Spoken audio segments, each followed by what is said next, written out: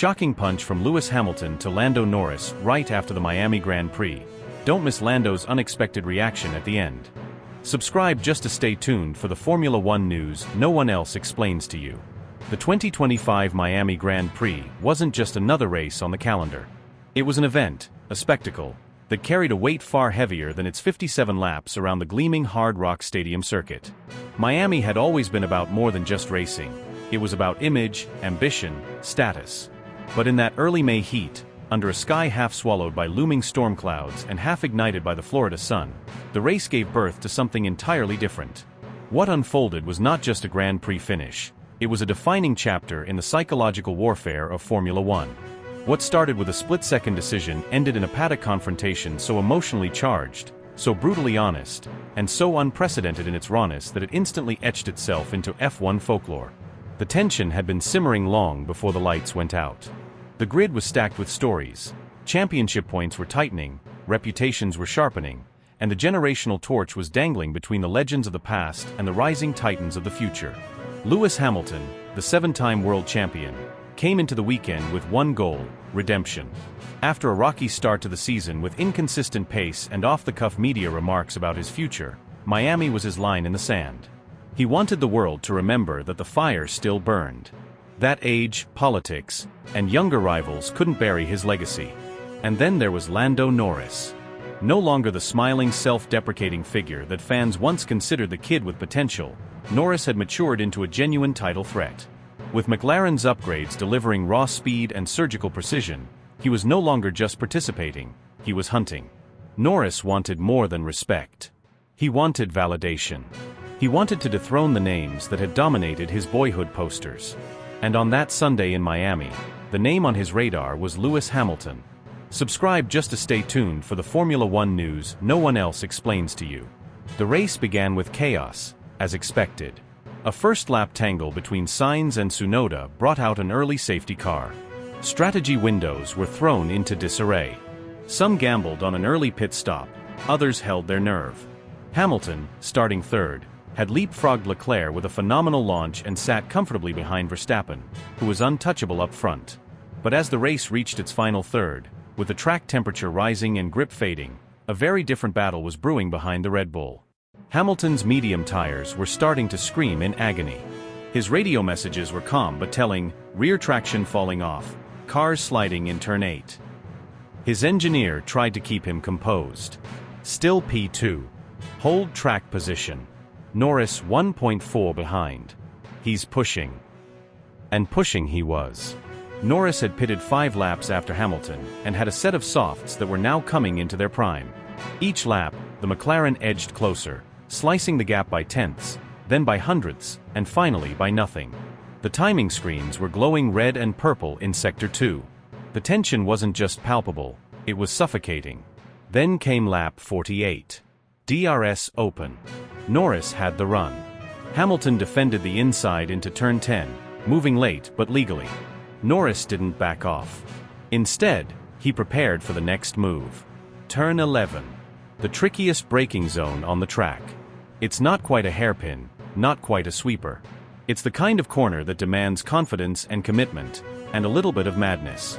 Norris lunged. From 25 meters back, he made his move.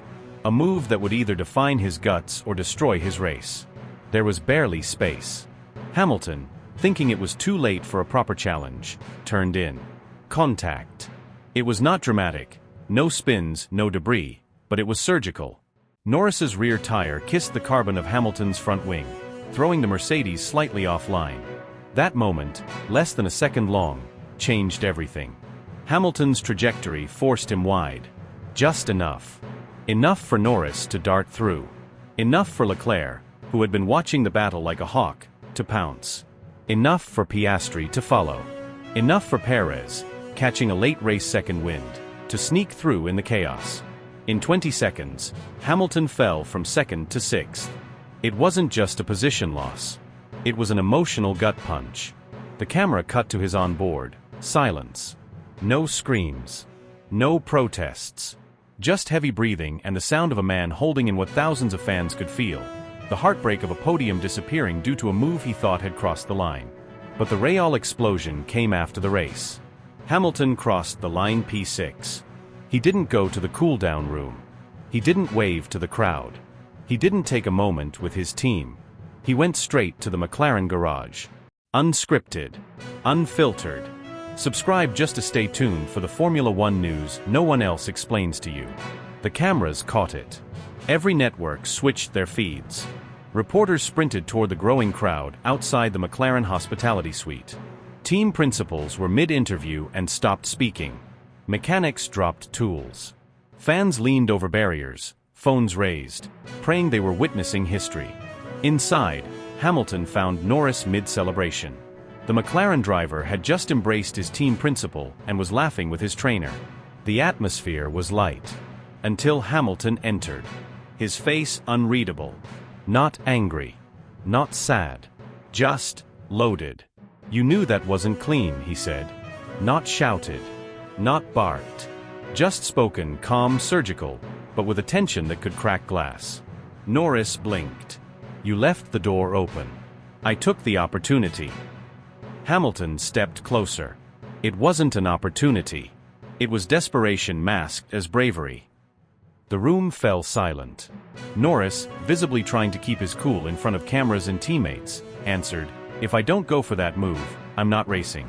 I'm not here to follow. You taught me that. You think quoting me justifies it?" Hamilton snapped. "You clipped my car. You cost me a podium. You know it. Don't hide behind sound bites." "I didn't come here to respect legacies," Norris shot back, eyes narrowing. "I came here to build my own." For a second, the paddock forgot how to breathe. Norris didn't flinch. Hamilton didn't blink. No shoves. No screaming. Just truth. Truth wrapped in pride, fury, and generational tension that had been building for months, maybe years. The FIA didn't investigate the incident further. No penalties. No reprimands. But it didn't matter. What happened couldn't be erased by a press release. This was more than racing. It was the moment two titans, one proven, one rising, collided in more ways than one. Social media detonated. Clips of the incident amassed millions of views in hours. Drivers, pundits, and fans all weighed in. Was Norris reckless or revolutionary? Did Hamilton have a right to be furious, or was he being threatened by the future? The divide wasn't just strategic, it was generational. Old guard versus new blood. Experience versus audacity. And through it all, one haunting question echoed in every corner of the paddock, whispered behind closed doors, murmured in press rooms, and screamed in comment sections.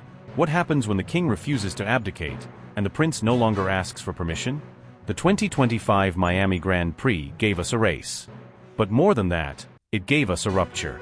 A fault line that now runs through the heart of the championship. A rivalry that can no longer be ignored. Because when Lando Norris went for that gap, he didn't just try to win a position. He tried to announce that a new era had arrived. And Lewis Hamilton wasn't ready to let it happen without a fight. The sun dipped low over the circuit, casting long golden shadows across the paddock as the engines finally fell silent. The roars of the crowd still echoed in the air like aftershocks from an earthquake. Verstappen, imperious as ever, had claimed yet another win, another day of dominance, another day of Red Bull mastery. But this time something felt off. The atmosphere was electric, yes, but also heavy, as if something was lurking just beneath the surface. Lando Norris, after one of the most daring drives of his career, crossed the finish line in second, breathing hard, heart pounding with a cocktail of triumph and adrenaline. The McLaren garage exploded in celebration. Fists pumped into the air, mechanics yelling in disbelief and joy. For them, it was more than a podium. It was a statement. McLaren was back. Leclerc finished third, a strategic, measured drive that spoke to his intelligence more than brute speed. He waved to the crowd with a rare, relaxed smile.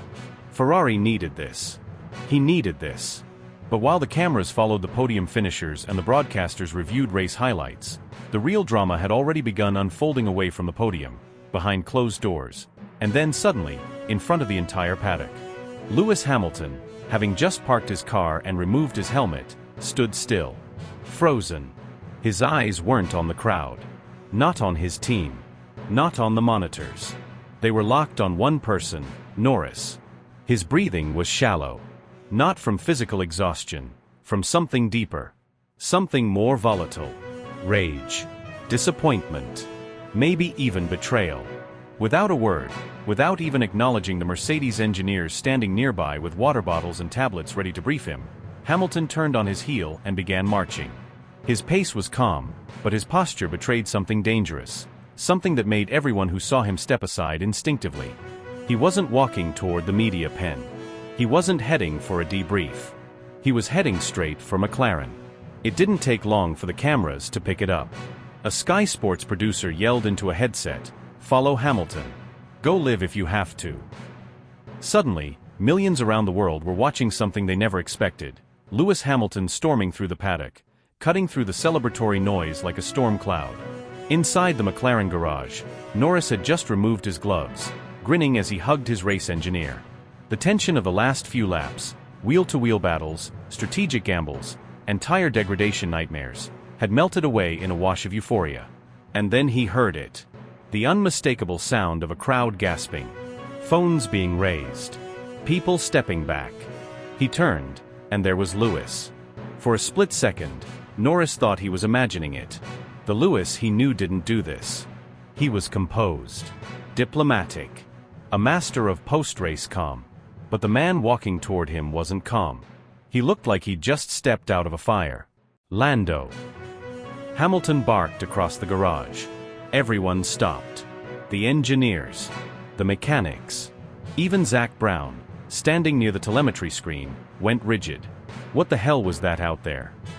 Lewis demanded, voice raised, eyes locked onto his rival. Norris blinked. "Excuse me." "You heard me," Hamilton snapped. "That overtake. That chop on turn 9. You nearly put me in the wall." "You're joking, right?" Norris replied, jaw tightening. "You left the door open. I went for it. It's called racing." Hamilton stepped closer. "It's called reckless. You're not racing in F2 anymore. You don't get to throw your car around like there aren't consequences." Now they were nose to nose. The tension was nuclear. McLaren crew members started whispering. A few Mercedes staff had arrived, watching cautiously from the side. "You're just mad I beat you fair and square," Norris shot back. "You had no pace, and I took my chance. If you don't like it, defend better." That was the moment it all broke. Hamilton's hands clenched.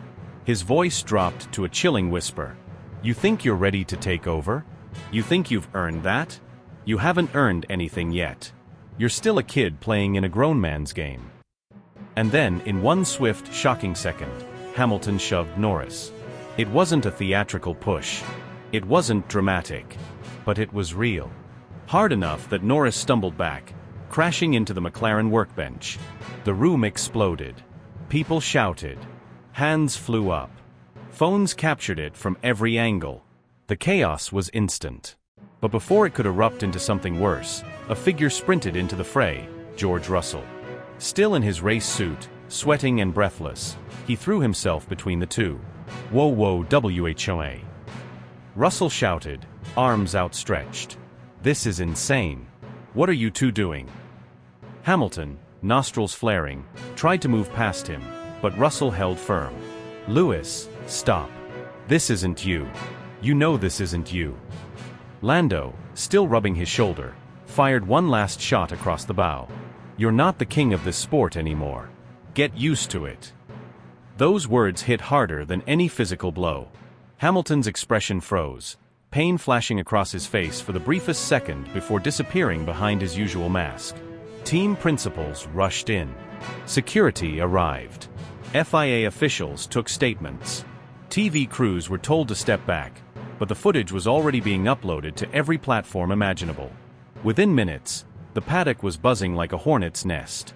Twitter exploded. Reddit threads multiplied by the hour. Hamilton versus Norris trended in 43 countries. F1 personalities, past and present, weighed in. Martin Brundle, "Never in all my years have I seen Lewis lose it like that. Something's going on beneath the surface." Rosberg tweeted a cryptic emoji, fire. Meanwhile, behind closed doors, tensions boiled. Mercedes was furious. McLaren was defiant. The FIA launched an immediate investigation. Sponsors made calls. PR teams scrambled. And somewhere in the quiet corners of the paddock, Verstappen reportedly laughed and muttered, "Let them tear each other apart." The paddock had been buzzing all weekend. Tensions were already high, championship points were razor-thin, radio messages were heating up, and whispers of inter-team rivalries had reached a boiling point. No one expected what happened next. No one. It all unfolded in the blink of an eye, a post-qualifying confrontation that would send shockwaves through the sport, break social media records, and leave fans, journalists, and drivers scrambling to make sense of the chaos. Max Verstappen, helmet barely off, walked with purpose toward the Red Bull garage, his race suit still unzipped to the waist, revealing a sweat-drenched fireproof shirt. His jaw was set. His eyes, dark with fury. Close behind him but gaining ground, came George Russell, animated, clearly shouting something that cameras couldn't quite pick up, his hand gestures sharp and aggressive. No one knew what had triggered it. A late block in Q3. An accusation over team tactics? Or something deeper, a rivalry that had been simmering for months, waiting for the perfect moment to explode? As Russell caught up with Verstappen near the entrance of the hospitality suite, the tension snapped like a live wire. The two drivers squared up. Words were exchanged. Heated. Fast. The surrounding crew didn't even have time to react before Verstappen pushed Russell back, hard. Cameras caught it all. The push, the stunned silence that followed, and the rapid reaction of both Red Bull and Mercedes staff swarming to separate them.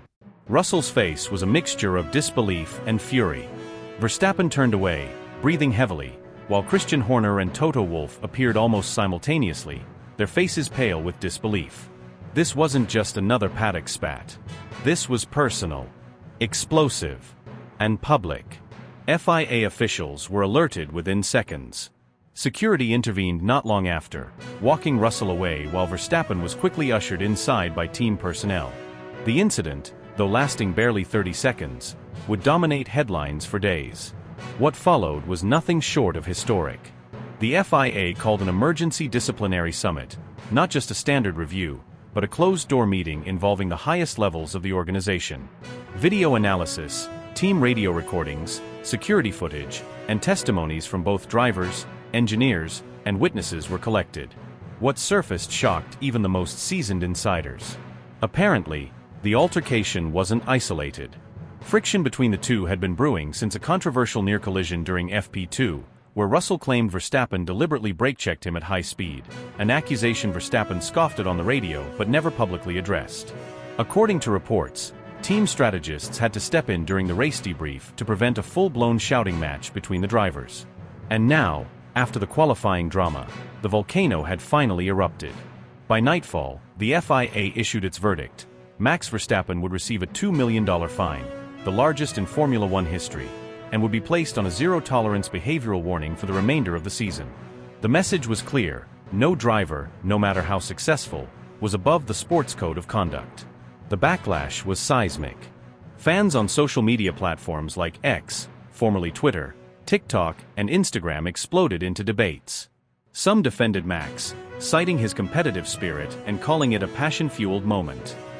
Others condemned the act entirely, accusing the reigning champion of bullying behavior and demanding a one-race suspension. Hashtags like #MaxMeltdown, #RussellClash, and #F1Chaos trended worldwide. Memes flooded timelines. Analysts were pulled into emergency live streams. Podcasts recorded entire episodes within hours. YouTube creators dropped 40-minute breakdowns before dawn. Red Bull's statement came at 10:47 p.m. local time. "We do not condone physical altercations of any kind." Max has accepted the FIA's ruling and will pay the fine personally. "We remain committed to upholding the values of sportsmanship, even under immense pressure." Mercedes followed soon after. George showed restraint and professionalism under difficult circumstances. "We support the FIA's decision and commend their swift action." And then came the press conference. The atmosphere was electric. Hundreds of journalists packed the room. Television crews broadcast live across multiple networks. You could hear a pin drop as Max Verstappen and George Russell walked into the spotlight, not flanked by PR teams or surrounded by handlers, but side by side. Max spoke first. His tone was uncharacteristically soft, but firm. "Look, I'm not going to sit here and pretend I handled things well. I let my emotions get the better of me, and that's on me. I care about this sport deeply. I care about winning. But today I crossed a line. And I'll own that." Then he turned slightly toward Russell and added, "George and I don't always agree. We're competitors. But I respect him.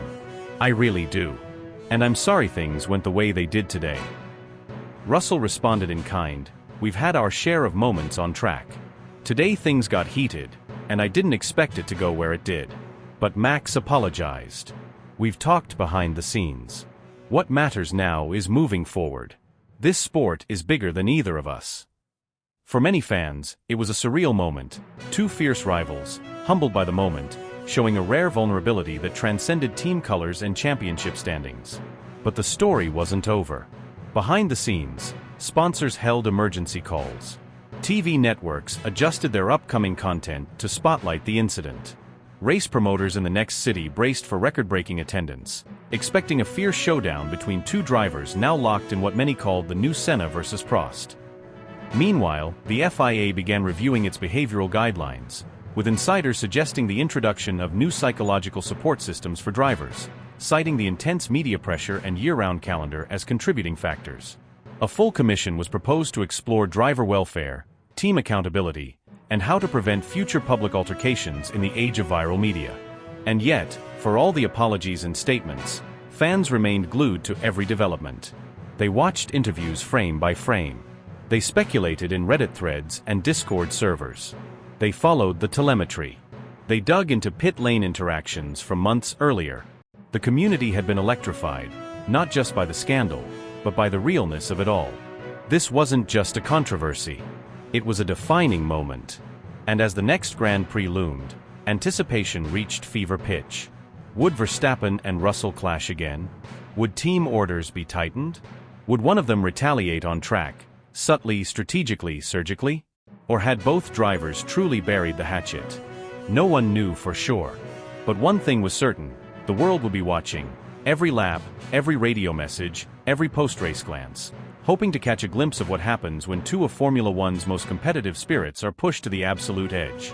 The race had ended hours ago, and yet the paddock in Miami was still pulsing with energy. Not the usual celebratory buzz or quiet exhaustion that follows a Grand Prix, but something heavier, something electric, something no one could quite put into words. Technicians moved mechanically through their teardown routines, wheeling equipment back into crates with the same practiced efficiency as always. Engineers huddled in garages, squinting at screens filled with lap times, telemetry spikes, tire degradation curves, the usual post-mortem data autopsy. But no one was really paying attention to the numbers. Because the numbers hadn't stolen the spotlight this time. Somewhere between turn 14 and the paddock entry gate, Formula One had experienced a rupture, a break from the tightly controlled spectacle of elite motorsport into something raw, emotional, and deeply human. A confrontation had erupted between two of the grid's most recognizable stars. Not a simple disagreement. Not a miscommunication. A visceral, face-to-face clash. Lewis Hamilton and Lando Norris, mentor and protege, veteran and rising star, caught in a moment of unfiltered tension that sent shockwaves through the entire F1 ecosystem. Everyone had seen it. Not just the fans in the grandstands or the crew members at pit wall. Cameras had caught it from multiple angles, and within minutes, millions of people were watching the footage on loop. The punch, or something dangerously close to one, had already become legend. A flash of anger from Hamilton, followed by stunned silence from Norris. Voices raised, hands briefly clenched, before team personnel intervened and separated the two drivers like boxers at the weigh-in. On social media, the moment ignited like wildfire. Twitter threads speculated endlessly. Reddit users dissected every frame of the footage. Was Hamilton provoked? Did Norris say something off camera? Was this the culmination of months, or even years, of brewing resentment? Fans turned into detectives. Analysts turned into psychologists. And amidst the chaos, a singular question loomed large. What had pushed one of the sport's most composed, calculated champions to the edge? Inside the team hospitality units, the mood was uneasy. PR reps worked overtime to draft statements that didn't sound rehearsed. Managers whispered behind tinted glass. Sponsors made phone calls, asking what this meant for their brand image. TV commentators walked on eggshells, trying to address the elephant in the room without inflaming it further. But no amount of spin could contain the truth. This was the most human moment Formula One had seen in years. And then, as the sun dipped beneath the Miami skyline and the floodlights bathed the circuit in a soft, surreal glow, something unexpected happened. A glimmer of reconciliation. The rooftop terrace of a nearby luxury hotel was hosting an exclusive invite-only dinner, a post-race gathering for high-level sponsors, FOM executives, and a select few drivers. It was meant to be casual, elegant, the kind of polished evening event that allows everyone to briefly forget the tension of the race weekend. But tonight, it became something else entirely. It became a test of character. Hamilton arrived just before sunset, dressed in a tailored suit that seemed to carry the weight of his day. He wasn't smiling. He wasn't posing for photos. He moved with quiet purpose, nodding politely but avoiding conversation. Norris arrived shortly after, noticeably more relaxed, yet with a flicker of caution in his eyes. No cameras, no managers. Just two men, walking into the same space after what had felt like a personal war. The air grew still. Conversations quieted. And then, impossibly, they spoke. Not through intermediaries. Not in a choreographed statement. Hamilton approached him directly. A pause. A breath. And then the words came, low, firm, measured. Apologetic? Perhaps. Honest? Absolutely. Norris didn't interrupt. He listened. And when he responded, his voice carried none of the defiance that had been speculated online. He wasn't gloating. He wasn't bitter. He was just tired of the assumptions, of the misinterpretations, of being seen as the cheeky young upstart in contrast to the legend. They talked for several minutes. Then something extraordinary happened. They laughed. Not performatively. Not for the cameras. It was the kind of laugh that only happens after all the armor has been removed, after the pride has been swallowed. The kind of laugh that says, we both lost something today, but maybe we can still walk away with respect. And standing nearby, as if scripted by fate, was Charles Leclerc, sipping a drink, half smiling, fully invested in the moment. He walked over, raised his glass, and in the most perfect timing imaginable declared, I should win a championship just for mediating this. The photo that followed, Hamilton, Norris, and Leclerc side by side smiling, toasting, spread just as fast as the earlier footage of the confrontation. But this time, it told a different story. Because at its core, Formula One isn't just about machines and milliseconds. It's about the humans who pilot those machines. The champions who carry the weight of expectation. The young guns who dare to challenge them. The bruises, physical and emotional, that never make the highlight reels. It's about how people break, and how they heal. Yes, fans will remember the blow-up. They'll quote it, meme it, argue about it for years. But they'll also remember the way it ended, not in silence or distance, but in understanding. The Miami Grand Prix gave us more than just another result in the championship standings. It gave us a rare look behind the helmets. A reminder that even at 200 miles per hour, emotion doesn't stay in the rearview mirror. In a sport obsessed with perfection, perfect laps, perfect strategy, perfect branding, it was the imperfection that struck a chord with millions. It was the moment where two drivers stopped being brands and started being people. Where pain was met with empathy. Where rivalry gave way to redemption. As the night wore on and the rooftop dinner turned from formal to friendly, a quiet transformation occurred. The headlines softened. The gossip began to fade. And in the hearts of fans around the world, something more lasting took root. The realization that greatness isn't just defined by trophies and titles. Sometimes, it's defined by how we handle the aftermath of our lowest moments. Hamilton and Norris didn't just drive in Miami. They grew in Miami. And in doing so, they reminded the world why we watch. Not just for the speed. Not just for the spectacle. But for the story.